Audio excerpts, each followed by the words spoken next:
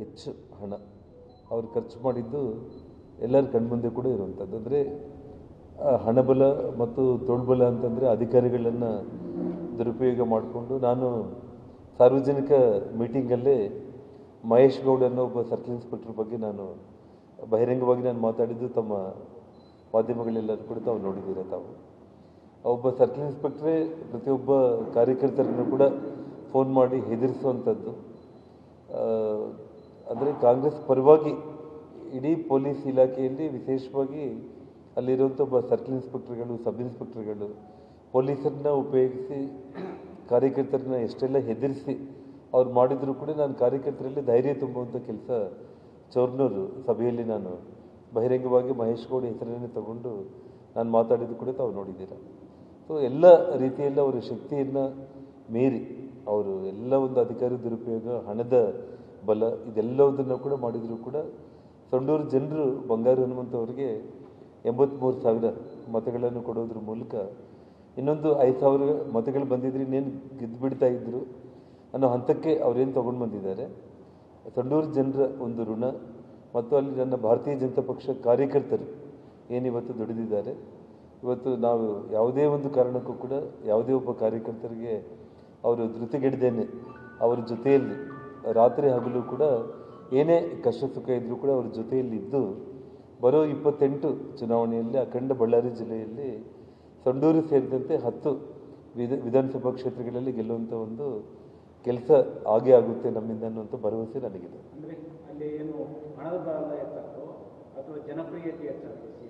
So ಜನಪ್ರಿಯತೆ ತುಂಬ ಇತ್ತು. ಇವಾಗ ಜನಪ್ರಿಯತೆ ಅಂತ ನೀವು ತಗೊಂಡ್ರೆ ಇವತ್ತು ನಮಗೆ ಬಂದಿರುವಂಥ ಮತಗಳು 83,000 ನಮಗೇನು ಬಂದಿದೆ. ಇವಾಗ ಅವ್ರಿಗೇನು 92,000 ಚಿಲ್ಲರೆ ಅವ್ರಿಗೇನು ಬಂದಿದೆ. ಸೊ ಒಂದು 5,000 ಮತಗಳು ನಾವು ತೊಗೊಂಡಿದ್ರೆ ಕೇವಲ 500 ಓಟಲ್ಲಿ ನಾವು ಗೆಲ್ತಾ ಇದ್ದೀವಿ. ಕ್ಯಾಲ್ಕುಲೇಷನ್ ಅಂದರೆ 5,000 ಮತಗಳು ಮಾತ್ರ ಡಿಫ್ರೆನ್ಸ್. ಒಬ್ಬ ರಾಜ್ಯದ ಮುಖ್ಯಮಂತ್ರಿನೇ ಸ್ವತಃ ಬಂದು 4 ದಿನಗಳ ಕಾಲ ಆ ಹಣ, ಅಧಿಕಾರ ಬಲ ಎಲ್ಲ ರೀತಿಯಲ್ಲಿ ಅವರು ಉಪಯೋಗಿಸಿರುವಂಥದ್ದು. ಇದು ಬೈ ಎಲೆಕ್ಷನ್ನಲ್ಲಿ ರೂಲಿಂಗ್ ಗೌರ್ಮೆಂಟ್ಗಳು ಏನು ಮಾಡುತ್ತೆ ಅನ್ನೋದು ಎಲ್ಲ ಮಾಧ್ಯಮ ಸ್ನೇಹಿತರಿಗೆ ಗೊತ್ತಿರುವಂಥ ವಿಚಾರ. ಅದರ ನಡುವೆ ಕೂಡ ಸಂಡೂರು ಜನರು 83,000 ಮತಗಳನ್ನು ಕೊಡೋದ್ರ ಮೂಲಕ ಬಂಗಾರ ಹನುಮಂತನ ಗೆಲ್ಲಿಸುವಂಥ ಒಂದು ಪ್ರಯತ್ನ ಅಲ್ಲಿನ BJP ಕಾರ್ಯಕರ್ತರು ಪ್ರಾಮಾಣಿಕವಾಗಿ ಅವ್ರು ಏನು ಮಾಡಿದ್ದಾರೆ ಅದಕ್ಕೆ ನಾವು ಬೆಲೆ ಕಟ್ಟೋದಕ್ಕೆ ಸಾಧ್ಯನೇ ಇಲ್ಲ.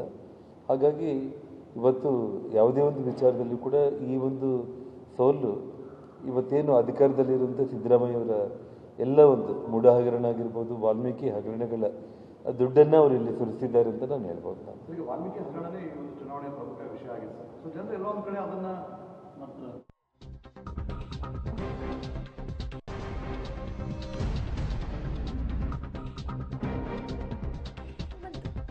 ಕ್ಯಾಂಡಿಡೇಟ್ ಸೋಲನ್ನು ಒಪ್ಕೊಂಡಿದ್ದಾರೆ. ಹಾಗೆ ಬೇಸರದ ನುಡಿಗಳನ್ನಾಡಿದ್ದಾರೆ. ಧರ್ಮದ ಮುಂದೆ ಅಧರ್ಮ ಗೆದ್ದಿದೆ, ಈ ಸೋಲನ್ನ ಸವಾಲಾಗಿ ಸ್ವೀಕರಿಸ್ತೇವೆ ಅಂತ ಕೂಡ ಸೋತ ನಂತರ, ವಿರೋಚಿತ ಸೋಲಿನ ನಂತರ ಹೇಳಿದ್ರು. ಕಾಂಗ್ರೆಸ್ ಹಣಬಲದಿಂದ ಗೆದ್ದಿದೆ, ವಿಟಮಿನ್ ಎಂ ಯಥೇಚ್ಛವಾಗಿ ಬಳಕೆ ಆಗಿದೆ ಅನ್ನೋದು ಅವರ ಆರೋಪ.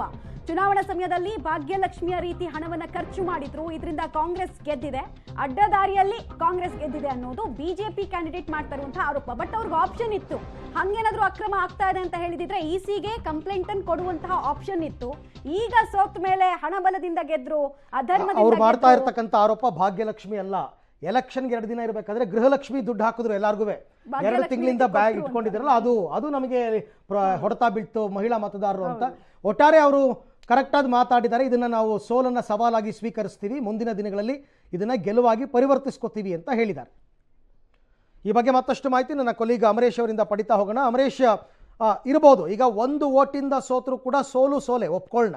ಆದರೆ ಸಂಡೂರಿನಲ್ಲಿ ಕಾಂಗ್ರೆಸ್ನ ಭದ್ರಕೋಟೆಯಲ್ಲಿ ಬಿಜೆಪಿಯ ಪರ್ಫಾರ್ಮೆನ್ಸ್ ಈ ಸರ್ತಿ ಉತ್ತಮವಾಗಿದೆ, ಹೆಚ್ಚೆಚ್ಚು ಮತಗಳನ್ನು ಗಳಿಸಿದ್ದಾರೆ ಅನ್ನುವಂತಹ ಕನಿಷ್ಠ ಆತ್ಮವಿಶ್ವಾಸವನ್ನ ಬಿಜೆಪಿಯವರು ಇನ್ನು ಮುಂದೆ ಬೆಳೆಸ್ಕೋಬಹುದಾ ಅಂತ?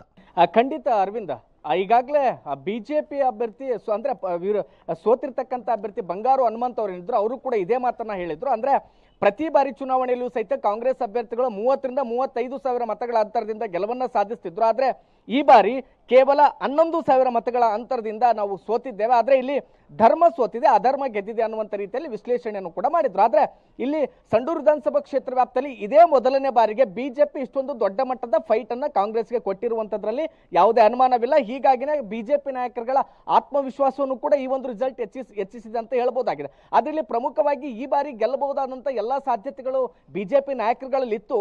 ಆದ್ರೆ ಎಲ್ಲೋ ಒಂದು ಕಡೆಗೆ ಬಿಜೆಪಿ ನಾಯಕರುಗಳಲ್ಲಿನ ಒಂದಿಷ್ಟು ಅಸಮಾಧಾನಗಳೇನಿತ್ತು ಅದು ಬಿಜೆಪಿ ಕಾಂಗ್ರೆಸ್ಗೆ ಪ್ಲಸ್ ಆಗಿರುವಂತ ಎಲ್ಲಾ ಸಾಧ್ಯತೆಗಳು ಕೂಡ. ಯಾಕಂದ್ರೆ ನಾವು ಆರಂಭದಿಂದಲೂ ಕೂಡ ಹೇಳ್ತಾ ಬರ್ತಾ ಇದ್ವಿ, ಎಲ್ಲೆಲ್ಲಿಯೂ ಸಹಿತ ಶ್ರೀರಾಮುಲು ಮತ್ತು ಜನಾರ್ದನ್ ರೆಡ್ಡಿ ಅವರು ಅಷ್ಟೊಂದು ಪ್ರಮಾಣದಲ್ಲಿ ಜಂಟಿಯಾಗಿ ಪ್ರಚಾರವನ್ನ ಮಾಡಲಿಲ್ಲ.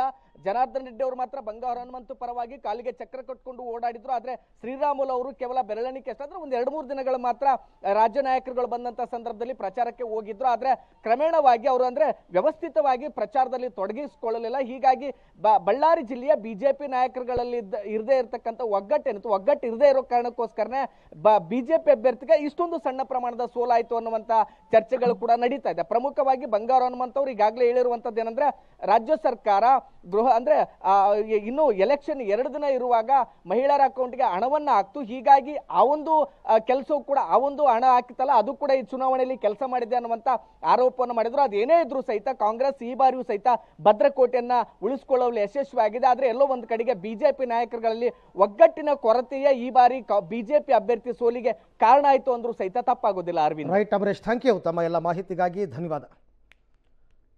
ಸೊ ಅವರ ಸಹೋದರರೊಬ್ಬರು ಏನೋ ಕಣ್ಣೀರು ಹಾಕಿದ್ದಾರೆ ಅಂತ ಮಾಹಿತಿ.